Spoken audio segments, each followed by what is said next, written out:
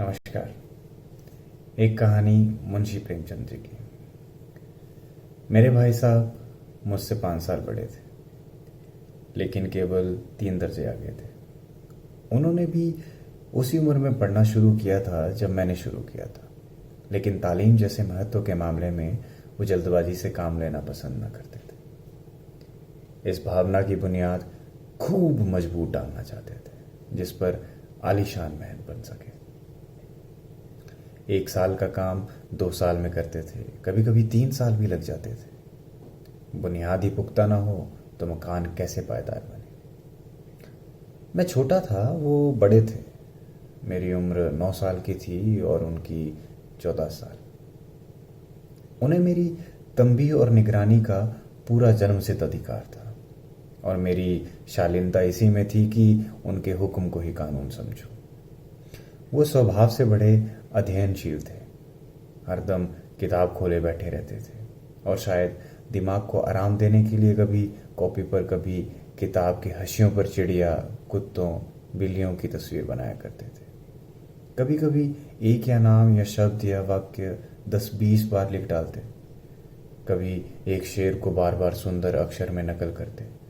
कभी ऐसी शब्द रचना करते जिसमें ना कोई अर्थ होता और ना ही कोई सामंजस्य। मसलन एक बार उनकी कॉपी पर मैंने यह इबारत देखी, स्पेशल, अमीना, भाइयों भाइयों, दरअसल भाई भाई, राधे श्याम, श्रीयुत राधे श्याम। 1 घंटे तक इसके बाद एक आदमी का चेहरा बना हुआ था।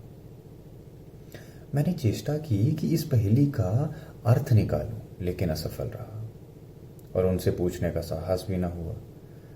वो 9वीं जमात में थे, मैं 5वीं में। उनकी रचनाओं को समझना मेरे लिए छोटा मुंह बड़ी बात थी। मेरा जी पढ़ने में बिल्कुल ना लगता था। 1 घंटा भी किताब लेकर बैठना पहाड़ था। मौका पाते ही हॉस्टल से निकलकर मैदान में आ जाता, और कभी कभी कंकरियां उछालता, कभी कागज की तितलियां उड़ाता, और कहीं कोई साथी मिल जाए फिर तो पूछना ही क्या। कभी चारद्वारी पर चढ़कर नीचे कूद रहे हैं, कभी फाटक पर सवार, उसे आगे पीछे चलाते हुए मोटर कार का आनंद उठा रहे हैं। लेकिन कमरे में आते ही भाई साहब का रौद्र रूप देखकर प्राण सूख जाते थे। उनका पहला सवाल होता, कहाँ थे? हमेशा यही सवाल इसी ध्वनि में पूछा जाता था, और इसका जवाब मेरे पास केवल मौन था। न जाने मुंह से यह बात क्यों ना निकलती कि जरा बाहर खेल रहा था। मेरा मौन कह देता था कि मुझे अपना अपराध स्वीकार है, और भाई साहब के लिए इसके सिवा और कोई इलाज न था कि स्नेह और रोष से मिले हुए शब्दों में मेरा सत्कार करें। इस तरह अंग्रेजी पढ़ोगे तो जिंदगी भर पढ़ते रहोगे और एक हर्फ ना आएगा। अंग्रेजी पढ़ना कोई हंसी का खेल नहीं है कि जो चाहे पढ़ ले। नहीं, ऐरा गैरा नथु गैरा सभी अंग्रेजी के विद्वान हो जाते। यहाँ रात दिन आंखें फोड़नी पड़ती हैं और खून जलाना पड़ता है, तब कहीं ये विद्या आती है। और आती क्या है? हाँ, कहने को आ जाती है। बड़े बड़े विद्वान भी शुद्ध अंग्रेजी को लिख सकते हैं, बोल सकते हैं, लेकिन समझ नहीं सकते। और मैं कहता हूं, तुम कितने घोंघा हो कि मुझे देखकर भी सबक नहीं लेते। मैं कितनी मेहनत करता हूं, तुम अपनी आंखों देखते हो। अगर नहीं देखते तो ये तुम्हारी आंखों का कसूर है, तुम्हारी बुद्धि का कसूर है। इतने मेले तमाशे होते हैं, मुझे तुमने कभी देखा है उनमें जाते हुए? रोज ही क्रिकेट, हॉकी, फुटबॉल के मैच चले होते हैं, मैं उनके पास भी नहीं फटकता हूं, हमेशा पढ़ता रहता हूं। उस पर भी 1 दर्जे में 2-2, 3-3 साल पढ़ रहा हूं। फिर तुम कैसे आशा कर सकते हो कि तुम ये खेल कूद के वक्त गंवा कर अपना पास हो जाओगे? मुझे तो 2 ही 3 साल लगते हैं। तुम उम्र भर इसी दर्जे में पड़े रहना चाहते हो। अगर तुम्हें इस तरह उम्र गंवानी है तो बेहतर है घर वापस चले जाओ, गांव चले जाओ। दादा की गढ़ी हुई कमाई को इस तरह मत बर्बाद करो। मैं ये लताड़ सुनकर आंसू बहाने लगता। जवाब ही क्या था? अपराध तो मैंने ही किया। लताड़ कौन सा है। भाई साहब उपदेश की कला में निपुण थे। ऐसी ऐसी लगती बातें कहते थे, ऐसे ऐसे सुक्ति बाण चलाते थे कि जिगर के टुकड़े टुकड़े हो जाते और हिम्मत छूट जाती। इस तरह जान तोड़कर मेहनत करने के शिक्त में अपने पन में न मैं पाता था, और उस निराशा में जरा देर के लिए मैं सोचने लगता क्यों ना घर सच में ही चला जाऊं। जो काम मेरे बूते के बाहर है उसमें हाथ डालकर फायदा ही क्या है, क्यों जिंदगी खराब करूं। मुझे अपना मूर्ख रहना मंजूर था, लेकिन उतनी मेहनत, मुझे तो बाबा चक्कर आता था। लेकिन घंटे 2 घंटे बाद निराशा के बादल फट जाते और मैं इरादा करता कि आगे से खूब जी लगा कर पढ़ूंगा। चटपट एक टाइम टेबल बना देता था, बिना पहले से नक्शा बनाए, बिना कोई स्कीम तैयार किए काम कैसे शुरू करूं। टाइम टेबल में खेल कूद की सारी छुट्टी, प्रातःकाल उठना, 6 बजे मुंह हाथ धोना, नाश्ता कर पढ़ने बैठ जाना, 6 से 8 तक अंग्रेजी, 8 से 9 तक हिसाब, 9 से 9:30 तक इतिहास, फिर भोजन और स्कूल। 3:30 बजे से स्कूल से वापस आना, आधा घंटा आराम, 4 से 5 तक भूगोल, 5 से 6 तक ग्रामर, आधा घंटा हॉस्टल के सामने टहलना, 6:30 से 7 तक अंग्रेजी कंपोजिशन, फिर भोजन करके 8 से 9 तक अनुवाद, 9 से 10 तक हिंदी, 10 से 11 तक विविध विषय, और फिर विश्राम। मगर टाइम टेबल बना लेना एक बात है, उस पर अमल करना दूसरी बात। पहले ही दिन से उसकी अवहेलना शुरू हो जाती। मैदान की वो सुखद हरियाली, हवा के वो हल्के हल्के झोंके, फुटबॉल की उछल कूद, कबड्डी के वो दांव घात, वॉलीबॉल की वो तेजी फुर्ती मुझे अज्ञात और अनिवार्य रूप से खींच ले जाती, और वहां जाते ही मैं सब कुछ भूल जाता। वो जानलेवा टाइम टेबल, वो आंख फोड़ पुस्तकें किसी की याद न रहती, और फिर भाई साहब को नसीहत और फजीहत का अवसर मिल जाता। मैं उनके साए से भागता, उनकी आंखों से दूर रहने की चेष्टा करता, कमरे में इस तरह दबे पांव आता कि उन्हें खबर ना हो। उनकी नज़र मेरी ओर उठी और मेरे प्राण निकले। हमेशा सिर पर एक नंगी तलवार सी लटकी मालूम होती, फिर भी जैसे मौत और विपत्ति के बीच में ही आदमी मोह और माया के बंधन में जड़ रहता था। मैं फटकार और घुड़कियां खाकर भी खेल कूद का तिरस्कार न कर सकता था। सालाना इम्तिहान हुआ, भाई साहब फेल हो गए, मैं पास हो गया और दर्जे में प्रथम आया। मेरे और उनके बीच केवल 2 साल का अंतर रह गया। जी में आया भाई साहब को आड़े हाथ ले लूं। आपकी वो घोर तपस्या कहाँ गई? मुझे देखिए, मजे से खेलता था, आराम से पढ़ता था, और आज अव्वल आया हूं। लेकिन वो इतने दुखी और उदास थे कि मुझे उनकी दिली हमदर्दी हो गई, और उनके घाव पर नमक छिड़कने का विचार ही गुमसा हो गया। अब मुझे अपने ऊपर कुछ अभिमान हुआ और आत्मसम्मान भी बढ़ा। भाई साहब का वो रोब मुझ पर न रहा। आज़ादी से खेल कूद में शरीक होने लगा। दिल मजबूत था। अगर उन्होंने फिर फजीहत की तो साफ कह दूंगा कि आपने अपना खून जलाकर कौन सा तीर मान लिया है। मैं तो खेलते कूदते दर्जे में अव्वल आया हूं।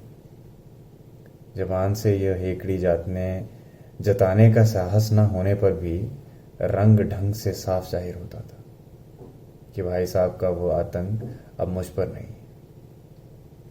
भाई साहब ने यह भांप लिया कि उनकी सहज बुद्धि बड़ी तीव्र थी और उसका ठीक इस्तेमाल करते थे।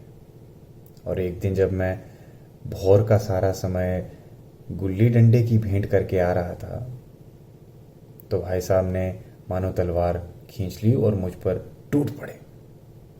इस साल पास हो गए हो, दर्जे में अव्वल भी आ गए हो, तो तुम्हें दिमाग हो गया है। मगर भाईजान, घमंड तो बड़े बड़ों का ना रही हो। तुम्हारी क्या हस्ती। इतिहास में रावण का हाल तो पड़ा ही होगा। उसके चरित्र में तुम कौन सा उपदेश लिए? या यूं ही पढ़ गए? महज इम्तिहान पास कर लेने से कोई चीज नहीं बन गए हो तुम। जो कुछ पढ़ो उसका अभिप्राय समझो। रावण भूमंडल का स्वामी था। ऐसे राजाओं को चक्रवर्ती कहते हैं। आजकल अंग्रेजी के राज्य का विस्तार बहुत बड़ा हुआ है, पर इन्हें चक्रवर्ती नहीं कह सकते। संसार में अनेकों राष्ट्र अंग्रेजों का आधिपत्य स्वीकार नहीं करते, बिल्कुल स्वाधीन है। रावण चक्रवर्ती राजा था। संसार के सभी महीप उसे कर देते थे। बड़े बड़े देवता उसकी गुलामी करते थे। आग और पानी के देवता भी उसके दास थे। मगर उसका अंत क्या हुआ? घमंड ने उसका नामो निशान तक मिटा दिया। कोई उसे एक चुल्लू भर पानी देने वाला भी नहीं था। आदमी जो कुकर्म करे, जो चाहे करे, मगर अभिमान कभी ना करे। इतराए नहीं, अभिमान किया और दिन दुनिया से गया। शैतान का हाल भी पड़ा ही होगा। उसे अभिमान हुआ था कि ईश्वर को उससे बढ़कर सच्चा भक्त कोई नहीं है। अंत में हुआ क्या कि स्वर्ग से नरक में धकेल दिया गया। शाहरान ने भी एक बार अहंकार किया था, भीख मांग मांग कर मर गया। तुमने तो अभी केवल एक दर्जा पास किया है और अभी से तुम्हारा सिर फिर गया। तब तो तुम आगे बढ़ चुके। यह समझ लो कि तुम अपनी मेहनत से नहीं पास हुए हो। अंधे के हाथ बटेर लग गई है, मगर बटेर केवल एक ही बार लगती है, बार बार नहीं। कभी कभी गुल्ली डंडे में भी अंधा चोट निशाना लग जाता है। उससे कोई सफल खिलाड़ी नहीं बन जाता। जिसका कोई निशाना खाली ना जाए वही होता है सफल खिलाड़ी। मेरे फेल होने पर ना जाओ। मेरे दर्जे में आओगे तो दांतों पसीना आ जाएगा। जबल जबरा ज्योमेट्री के लोहे चने चबाने पड़ेंगे। इंग्लिस्तान का इतिहास पढ़ना पड़ेगा। बादशाहों के नाम रटने पड़ेंगे। 8 हेनरी हो गुजरे हैं। कौन सा कांड किस हेनरी ने किया है, किस समय किया है, क्या क्या याद रखोगे? आंधी रोग हो जाता है। इन अभागों के नाम भी न जुड़ते थे। एक ही नाम के पीछे 2 सोयम चारुम पुंजुम लगा जाते थे। अरे मुझसे पूछते 10 लाख नाम बता देता। और ज्योमेट्री तो बस खुदा की पनाह। अ ब ज की जगह अ ज ब लिख दिया तो समझ लो नंबर गए। कोई इन निर्दयी मुमतहीनों से नहीं पूछता कि आखिर अ ब ज और अ ज ब में क्या फर्क है। व्यर्थ की बात है। इन व्यर्थ की बातों के लिए क्यों छात्रों का खून करते हो? दाल भात रोटी खाई या भात दाल रोटी खाई, इसमें क्या रखा है? मगर इन परीक्षकों को क्या परवाह? वो तो वही देखते हैं जो पुस्तक में लिखा है। चाहते हैं कि लड़के अक्षर अक्षर रट डालें, और इसी रटाई का नाम शिक्षा रखते हैं। आखिर इन बेसिर पैर की बातों से क्या फायदा है? इस रेखा पर वो लंब गिरा दो तो आधार लंब से दुगना होगा। पूछिए इससे प्रयोजन। दुगना नहीं, चौगुना हो जाए या आधा ही रहे। मेरी बला से लेकिन परीक्षा में पास होना है तो यह सब खुराफात याद करनी पड़ेगी। कह दिया, समय की पाबंदी पर एक निबंध लिखो जो 4 पन्नों में कम ना हो। अब आप काफी सामने खोले, कलम हाथ में लिए, उसके नाम करो ये। कौन नहीं जानता कि समय की पाबंदी बहुत अच्छी बात है। इससे आदमी के जीवन में संयम आ जाता है, दूसरों को उस पर स्नेह होने लगता है और उसके कारोबार में उन्नति होती है। लेकिन इस जरा सी बात पर 4 पन्ने कैसे लिखे? जो बात एक वाक्य में खत्म हो सकती है, 4 पेज उसमें छाप दें। मैं तो इसे हिमाकत समझता हूं। यह तो समय की किफायत नहीं बल्कि उसका दुरुपयोग है कि व्यर्थ में किस बात को ठूंस दिया जाए। हम चाहते हैं आदमी को जो कुछ कहना हो चटपट कह दे और अपनी राह ले, मगर नहीं, आपको 4 पन्ने रंगने पड़ेंगे, चाहे जैसे मर्जी लिखिए। और पन्ने भी पूरे फुल स्केप आकार के। ये छात्रों पर अत्याचार नहीं तो और क्या है? अनर्थ तो है ये। कहा जाता है कि संक्षेप में लिखो, समय की पाबंदी पर। संक्षेप में एक निबंध लिखो जो 4 पन्नों से कम ना हो। ठीक, संक्षेप में 4 पन्ने हुए, नहीं शायद 100-200 पन्ने लिखवा देते ये तो। तेज भी दौड़िए और धीरे धीरे भी। उल्टी बात या नहीं, बालक भी इतनी सी बात को समझता है, लेकिन इन अध्यापकों को इतनी तमीज़ भी नहीं। उस पर दावा है कि हम अध्यापक हैं। मेरे दर्जे में आओगे लाला तो ये सारे पापड़ बेलने पड़ेंगे, और आटे दाल का भाव मालूम होगा। इस दर्जे में अव्वल आ गए हो तो ज़मीन पर पाँव नहीं रखते। इसलिए मेरा कहना मानिए, लाख फेल हो गया हूँ लेकिन तुमसे बड़ा हूँ। संसार का मुझे तुमसे ज़्यादा अनुभव है। जो कुछ कहता हूँ उसे गिरह पे बांध लीजिए, नहीं तो पछताइएगा। स्कूल का समय निकट था, नहीं ईश्वर जाने ये उपदेश माला कब समाप्त होती। भोजन आज मुझे निस्वाद सा लग रहा था। जब पास होने पर यह तिरस्कार हुआ है तो फेल होने पर तो शायद प्राण ही ले लें। भाई साहब ने अपने दर्जे की पढ़ाई को जो भयंकर चित्र रूप दिया था उसने मुझे भयभीत कर दिया। कैसे स्कूल छोड़कर घर नहीं भागा, यही ताज्जुब है। लेकिन इतने तिरस्कार पर भी पुस्तकों में मेरी अरुचि ज्यों की त्यों बनी रही।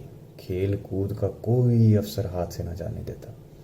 पढ़ता भी मगर बहुत कम, बस इतना कि रोज का टारगेट पूरा हो जाए और दर्जे में जलील ना होना पड़े।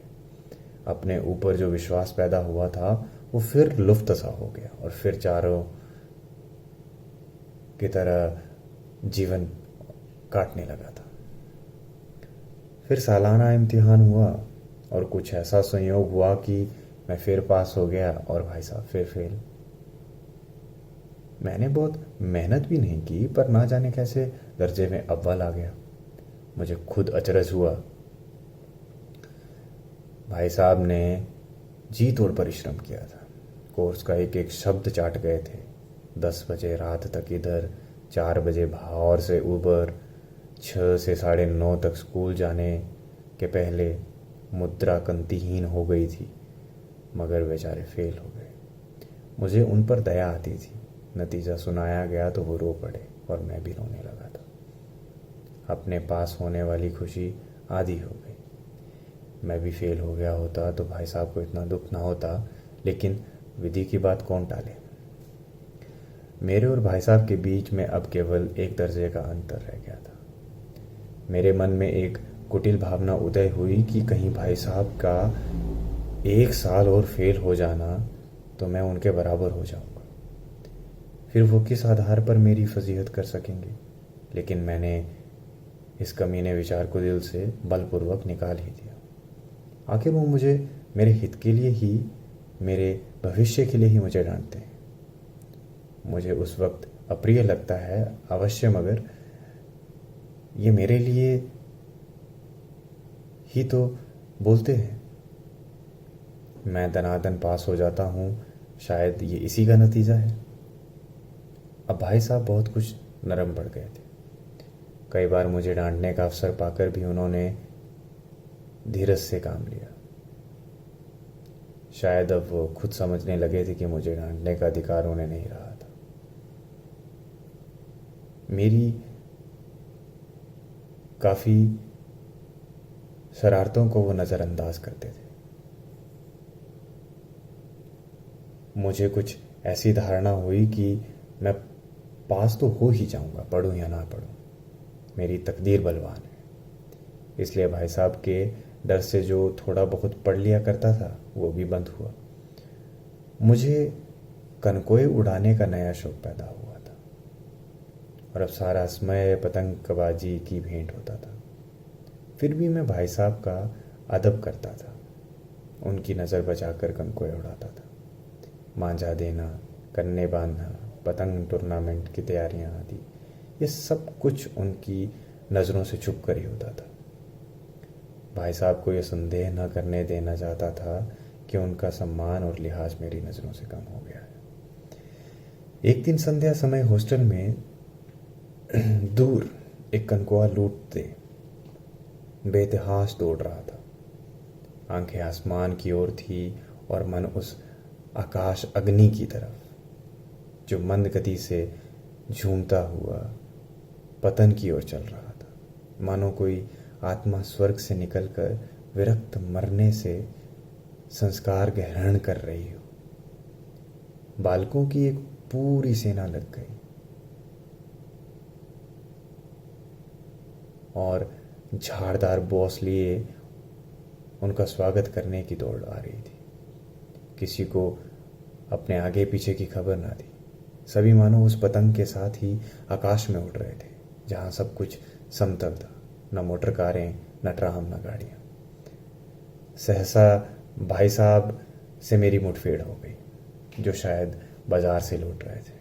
उन्होंने वहीं मेरा हाथ पकड़ लिया और उग्र भाव से बोले, इन बाजारी लौंडों के साथ धेले के कनकों के लिए दौड़ते हो, तुम्हें शर्म नहीं आती? तुम्हें इसका भी लिहाज नहीं कि अब छोटी जमात में नहीं रहे हो, 8वीं जमात में आ गए हो, मुझसे केवल एक दर्जा नीचे हो। आखिर आदमी को कुछ तो अपनी पोजीशन का ख्याल करना चाहिए। एक जमाना था कि लोग 8वीं दर्जा पास करके नायब तहसील हो जाते थे।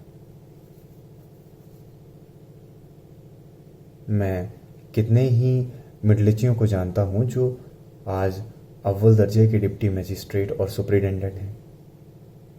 कितने ही 8वीं जमात वाले हमारे लीडर और समाचार पत्रों के संपादक हैं। बड़े बड़े विद्वान उनकी मातहती में कम करते हैं और तुम उसी 8वीं दर्जे में आकर बाजारी लौंडों के साथ कनकों के लिए दौड़ रहे हो। मुझे तुम्हारी इस कमकली पर दुख होता है। तुम जहीन हो, इसमें शक नहीं, लेकिन वो जहन किस काम का जो हमारे आत्मगौरव का हत्या कर दे।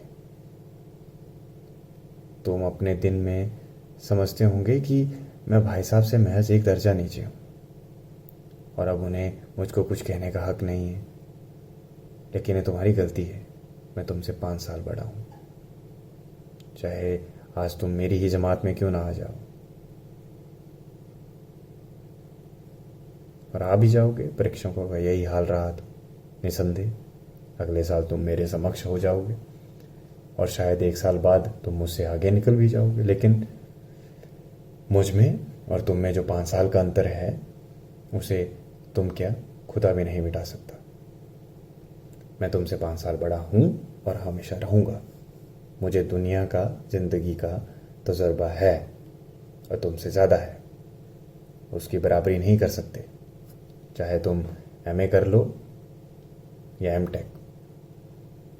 हमारी अम्मा ने कोई दर्जा पास नहीं किया और दादा भी शायद 5वीं 6ठी जमात के आगे नहीं गए, लेकिन हम दोनों चाहें सारी दुनिया का ज्ञान ले लें, लेकिन अम्मा और दादा को हमें समझाने और सुधारने का अधिकार हमेशा रहेगा। केवल इसलिए नहीं कि वो हमारे जन्मदाता हैं, बल्कि इसलिए कि उन्हें दुनिया का हमसे ज़्यादा तजुर्बा है। अमेरिका में किस तरह का राज्य व्यवस्था है, 8वें हेनरी ने कितने विवाह किए, आकाश में कितने नक्षत्र हैं, यह बातें चाहे उन्हें ना मालूम हो, इनका भले ही उनको इल्म ना हो, लेकिन उनका ज्ञान हमसे और तुमसे हमेशा ज़्यादा है। देव ना करे आज मैं बीमार हो जाऊं तो तुम्हारे हाथ पांव फूल जाएंगे। दादाजी को तार लिखने के अलावा और कोई रास्ता ना सूझेगा, लेकिन तुम्हारी जगह पर दादा होते तो किसी को तार ना लिखते, न घबराते, पहले खुद मर्ज पहचान कर इलाज करते, उसमें सफल ना होते तो किसी डॉक्टर को बुलाते। बीमारी तो खैर बड़ी चीज़ है, हम तुम तो इतना भी नहीं जानते कि महीने भर का खर्च महीने भर कैसे चले। जो कुछ दादा भेजते हैं उसे हम 20-22 दिन में खर्च कर देते हैं और फिर बाद में पैसे पैसे को मोहताज हो जाते हैं। नाश्ता बंद हो जाता है, धोबी नाई से मुंह चुराने लगते हैं। लेकिन इतना आज तुम खर्च कर रहे हैं, उसके आधे में दादा ने अपनी उम्र का बड़ा भाग इज्जत और नेकामी के साथ निभाया है। एक कुटुंब का पालन किया है जिसमें सब मिलकर 9 आदमी थे। अपने हेडमास्टर साहब, उनको ही देखो, एमए है कि नहीं?